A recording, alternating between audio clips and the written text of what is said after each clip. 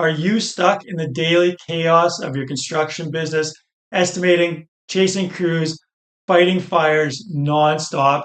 I work with general contractors just like you, and many have gone from 70-hour out of control work weeks to smooth, well managed companies in under 1 to 2 years. I'm breaking down the 7 systems they use, so don't skip a second or you'll miss the one that's keeping you stuck. So the first step is to analyze and focus. We need to know what's important, where do we need to start, what is the most important system that we need to focus on right now. I'm going to be sharing with you a resource to give you an overview of like all the different functions and like systems in a business. So stick around. I'm going to be telling you how to get that in just a second. What you need to be thinking though is like, what's the function in your business that's giving you the most problems, that's a bottleneck, or just like has a lot of friction in it? It could be, your estimating, could be your financials, could be your project management, whatever it is, determine that big function in your business. From there, what is the sub function? So, estimating is a great one. In the estimating, which part of the estimating is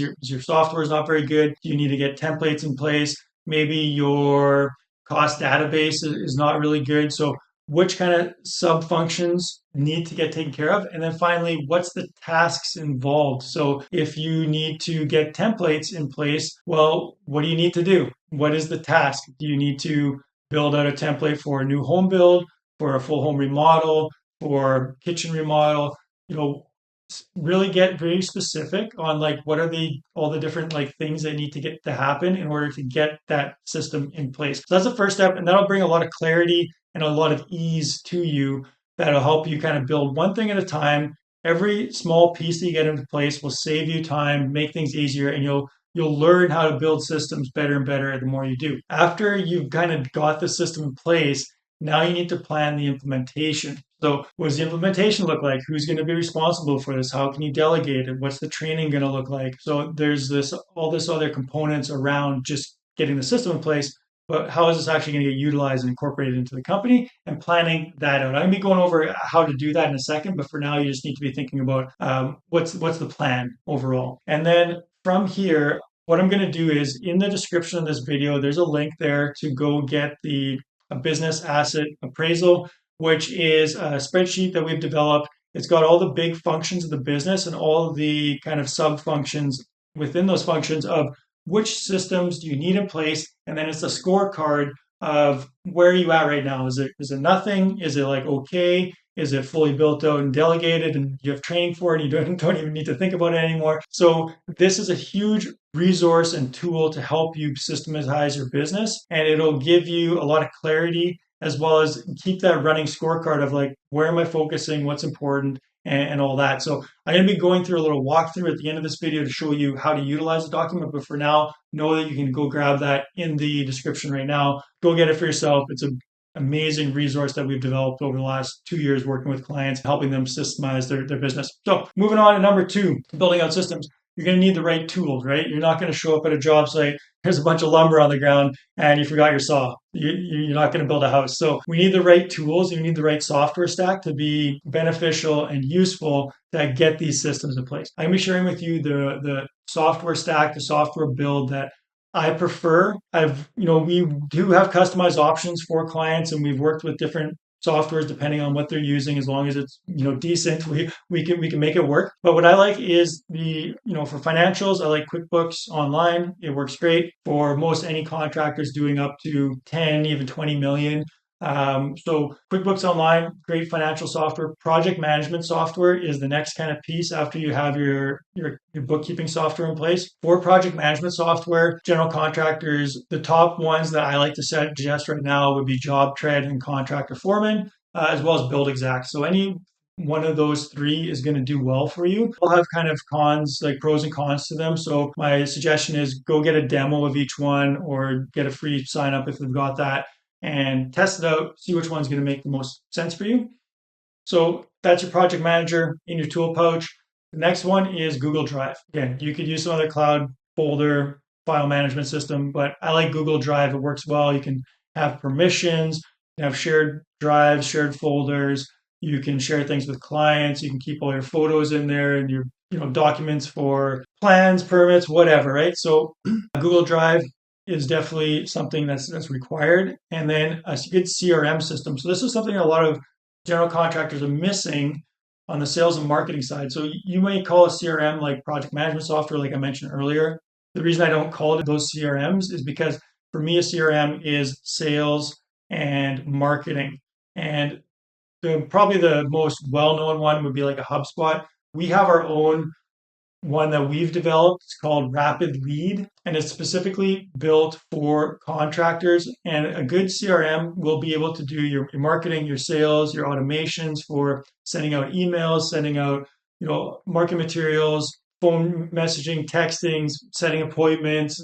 There's a lot that goes into a good CRM system. So that is another big thing that you need in your business to be able to make sure that when you're spending all this money and time on getting leads, that when a lead comes in, there's this like automation in the system to bring that lead, trade them, change them into a customer and get that sale. So CRM super important. Rapid Lead, the one that we produce, is my suggestion. Obviously, it's the best one out there for general contractors, and I can say that very confidently because I know there's a lot of other CRMs out there. Most of them are not designed for the construction space. Next one would be Zapier, however you want to call it. And this is great for automations. This is great for when you need to move information from one system to the other. So let's say you've got a project management software that's not integrated with QuickBooks very well. You could use Zapier or something like that. You can integrate it with your Google Drive, with your Gmail, with a bunch of different stuff.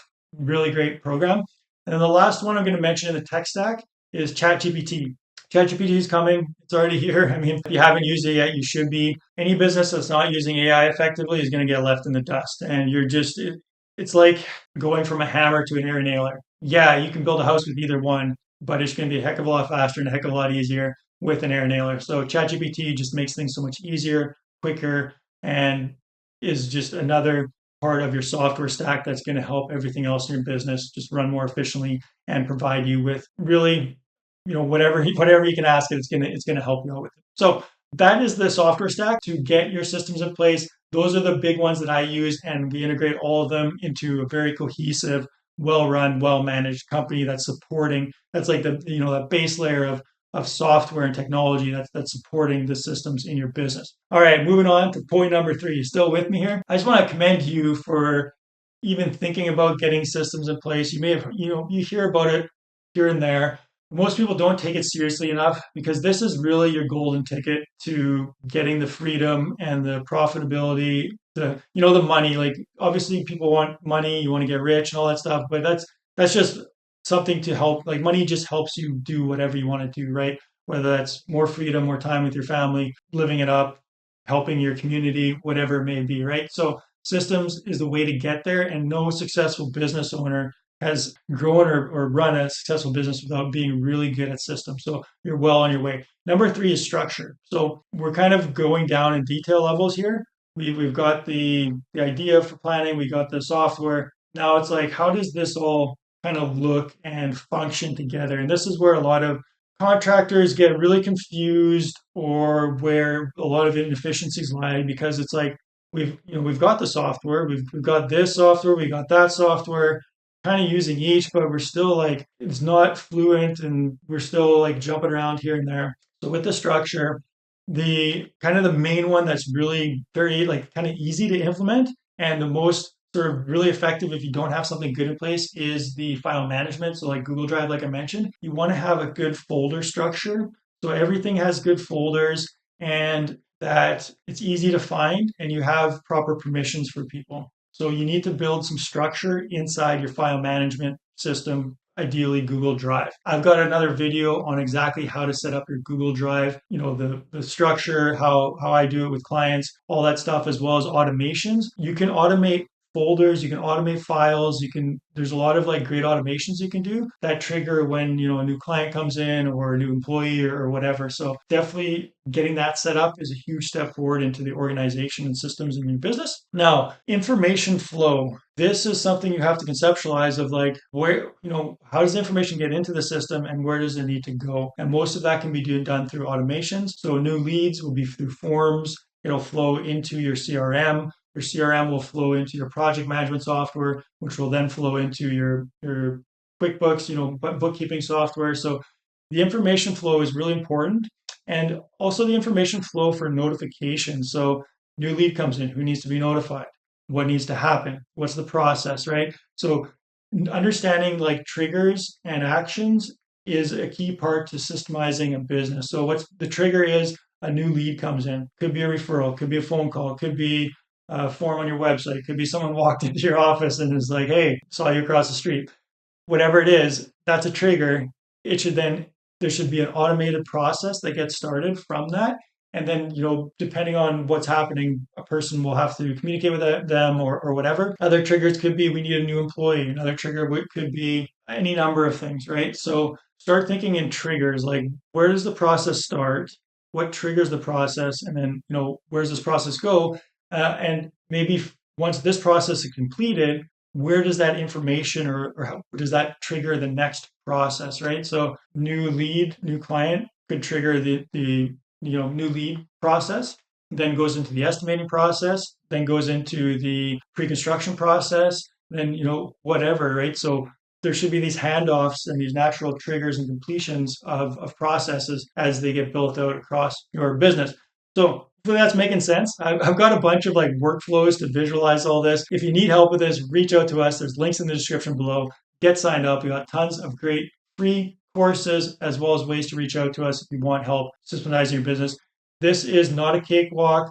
This isn't something you generally do on your own. Yes, you can. And if that's where you're at, go for it and get started. But getting professional help with this is so necessary. And I say that from experience because I've met very, very few contractors that have been able to build this all out themselves. And the odd ones that have are still generally working with maybe not a systems coach, but it's still like a coach or consultant or someone at a very much higher level that's done this before. All right. So the other thing with structure is automate as much as you can, except for the communication with clients. There is some communication you can automate with clients, but typically speaking, you need that human component. So realize that there's still those touch points with clients. All right, moving on to point number 4. All right, point number 4 is SOPs, standard operating procedures. This is the process, the procedure, the steps. 1, 2, 3, 4. What happens? I mentioned, before we had triggers and how one system kind of hands off to another system. The SOP document is what actually happens. What is our process? And the first step of getting a good SOP in place is just documenting what you're already doing. So you've already got, your business already has systems everywhere. Most of it is in your head and is just what you do naturally or your people do naturally. Get that on paper. Doesn't have to be pretty, doesn't have to be 100% complete. Just we get a new lead. What happens? Well, I take the call and I call them and I talk to them a little bit. I see if they're interested. If it's good, I schedule, a meeting. Then I go meet them at their house. Whatever it may be, just write that out. And then you've got a starting point. From there, you can refine it. And it's like, well, this really isn't a great way to be doing this. I could probably be doing it better. Or maybe I should get my admin person to, handle this. So you can start then to be like proactive with like, how do we want this process to run? And you can start to build it out. Start simple, big steps. What's, step 1, step 2, step 3, step 4, step 5. There's your SOP. Now, step 1, let's build some detail here. Okay, well, this is what they should be thinking about. Here's the sub steps for this step, right? And from there is how you can kind of build out your bigger SOPs. As far as the documents go, they should all be in one place. So we mentioned Google Drive before. You should have one folder that has like your SOPs in it. Yeah, you may have subfolders for like estimating SOP or project management or whatever, but there should be one easy place that client or employees can access to make it simple, right? They should not have to go hunting around or like, what's this called or how do I find this? It should be very, very easy, very straightforward for them to get that information. As far as the document goes, I know I've talked with contractors who are like, I'm gonna give an elbow a little bit to the admin people here, but where they want like very specific, very small SOPs, if you will, because it's like, oh, we don't want to confuse people. We don't want this, multi-page SOP.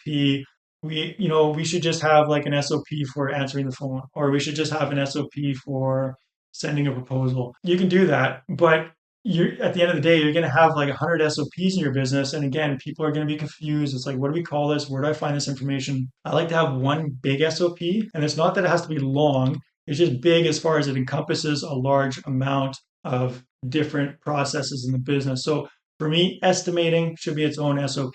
Everything to do with estimating should be in that SOP. So how to build a template, how to start an estimate, how to make a proposal, how to like different types of estimating. You got your rough, your ballpark, your drill down or detailed estimate. So all that should be in there. Same with project management. It's like, well, we've got quality control checks, we've got client communications, we've got scheduling, we've got trade communications, we've got order materials, right? You don't need an SOP for all these little things. Have a project management SOP.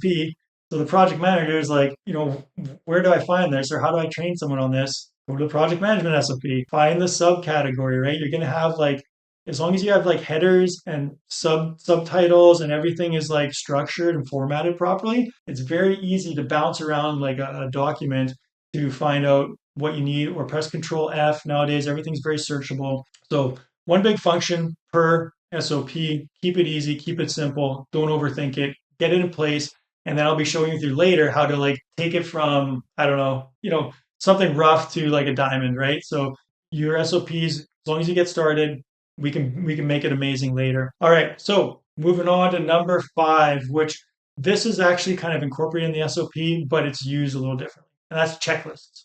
Checklists, very important. Don't overuse them. I think some people, it's like, oh, we need a checklist for everything, and then you just get these checklist employees that's like, yep, good, good, good, and they don't actually like take it seriously, right? The biggest improvements that I've seen with checklists, and I can remember a client, and I love this story because we incorporated some quality control checklists in his business, and it was a fairly easy process for them, is because we have all this stuff built out already for general contractors. So we give him here's quality control checklist, get your project manager start using this. And I don't know, this was like a couple of weeks later, maybe or something like that. We're touching base again on a coaching call and asking, how's things going? He's like, yeah, it was great. I called my project manager to see where the project's at. Usually it's like, that final closeout punch list is like 2 to 3 weeks and before we can turn over the client. And I called him, kind of as we're getting to that stage, and he said, we're complete already. Like we finished everything. It's like, what?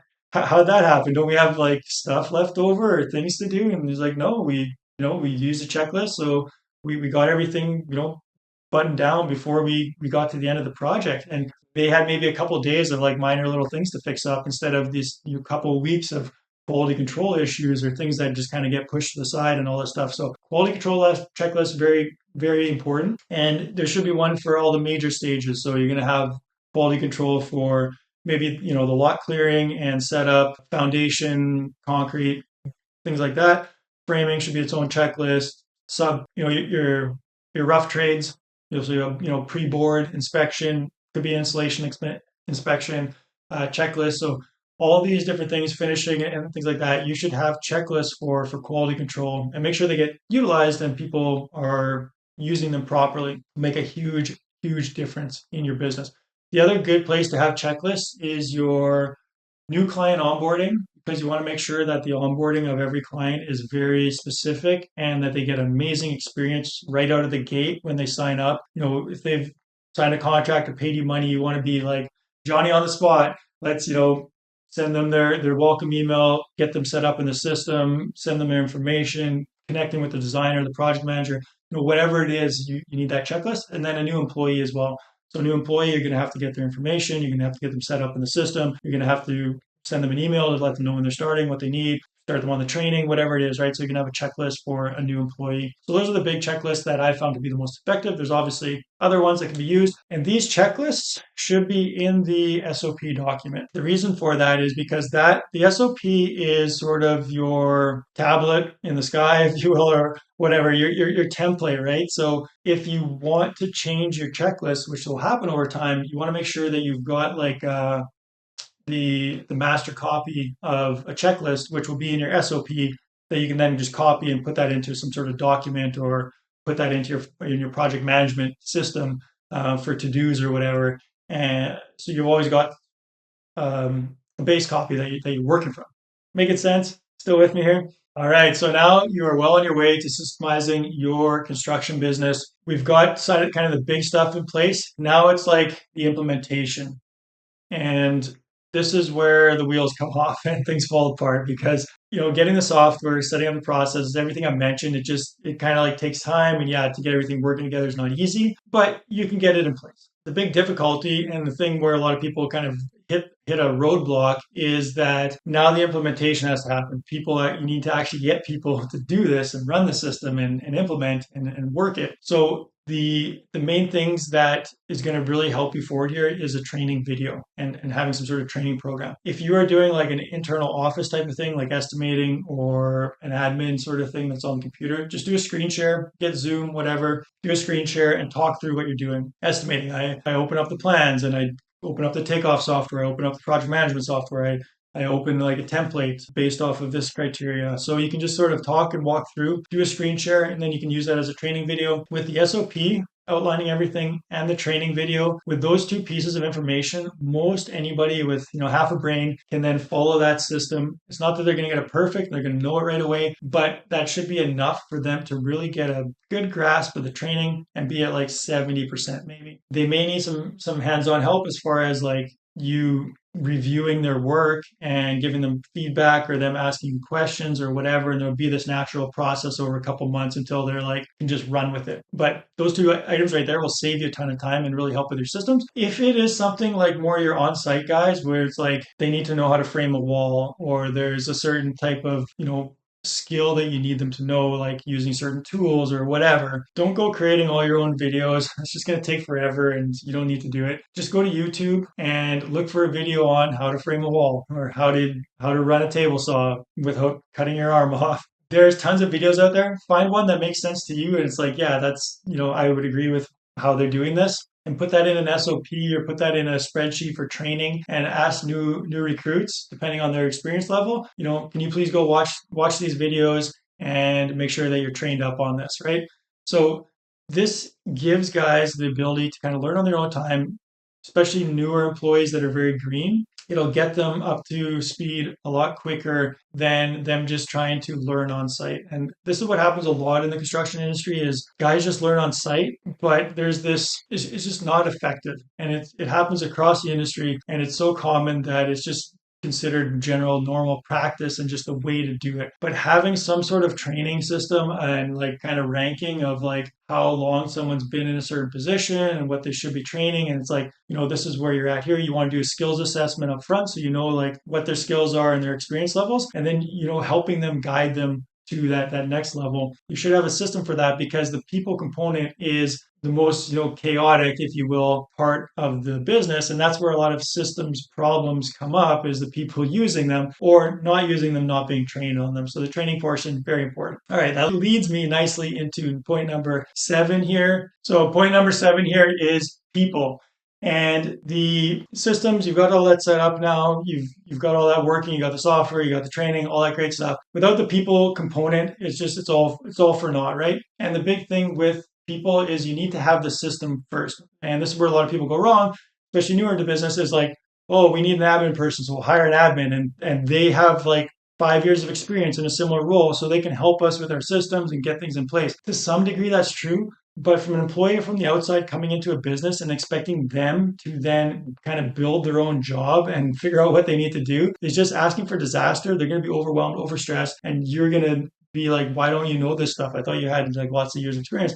Because your business is different, because you have different expectations. So get the system and the process in place first before you hire someone for that role, because they're just going to be more efficient and it's going to be more professional and they're going to have a better experience working for your company and more likely to last and stick around. So get the system in place first. Whenever you are implementing something new or getting someone new in, you always want to explain the why. So why are we doing this? Why is this important? And you want to frame it in the way like, why is this important to them? Especially with, older guys, not necessarily that they're old, but they've been in your company a couple of years. People don't like to change. They don't like something new. They want to, come to work, show up and complete their job, same as they did the other day, go home, drink a beer, get a paycheck, whatever, right? So whenever you're implementing something new, like, hey, I want you to start using this app to track your hours. The reason is so that we can better know, where we're spending our time on a project. Is not to police you or babysit you or anything like that.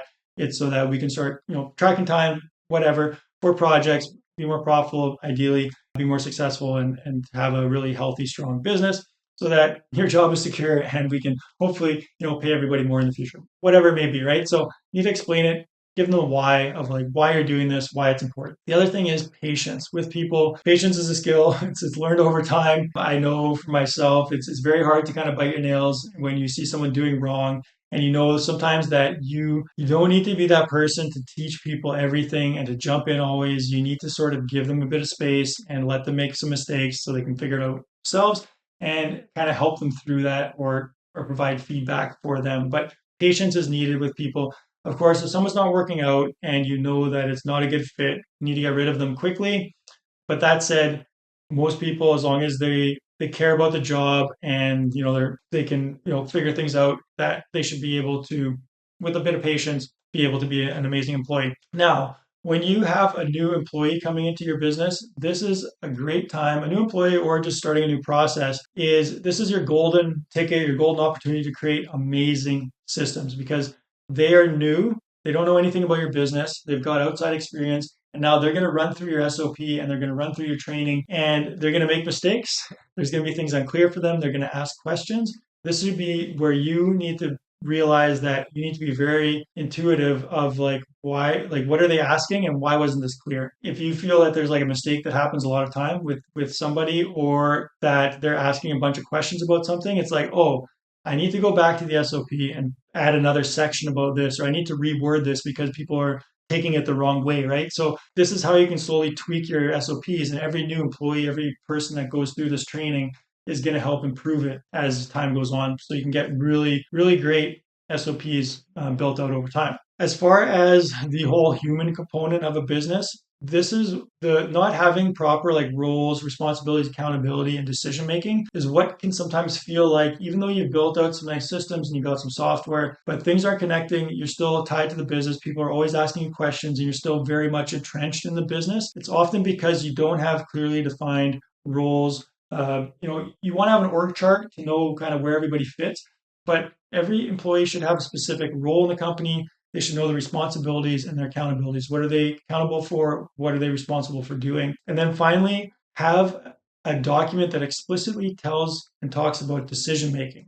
I like to have this in a separate document. You could have it within your larger function SOPs, but essentially, which decisions are the key people in your company supposed to be making, and how should they be thinking about those decisions? So, if you got a project manager and he, has an, how does he choose which subcontractor to go with for a project? Does he go with the cheapest one or the one that they've used a lot? Like, how do they make that decision? Or if an employee's showed up or didn't show up for 2 days, what decision do they need to make? What's the way they should be thinking about it? So there's going to be these things where this is how you detach and delegate from your business by not just giving people and delegating to them, but then they're going to have to come to you always to like ask decisions because they want to run it by the boss, right? You need to have a document and training in place of like, this is how you make these decisions. This decision I expect you to make, and you are responsible for the outcome. They may make the wrong decision, but at least you've told them that you've given them that space that I expect you to make this decision. And this is the way that I would think about it, or the way that I would logically think through this decision. Not telling them specifically, do this or do that, but like these are the things that you need to consider. And this is typically the decision that I might make in that process. So whatever it may be, but having this in place is very, very key to leadership and to finally, like I said, being able to detach yourself from everybody needing to okay it with the boss, with you being the expert of the company, of you making all the decisions, because that's sort of like the last stand, if you will, of any owner or boss is like those decisions. If they go through you, you're now the bottleneck of the business, and the business can't grow, and you can't get that free time to go fishing and enjoy some time with the guys or whatever. So hopefully that's making sense. If you want to take this to the next level, check out the description. There's a link in the description below, and it's got a free masterclass on how to systemize your business. We go into kind of more detail on specifics of how to get these pieces in place and things like that. So go check out that resource. Very important. I will see you on the next video.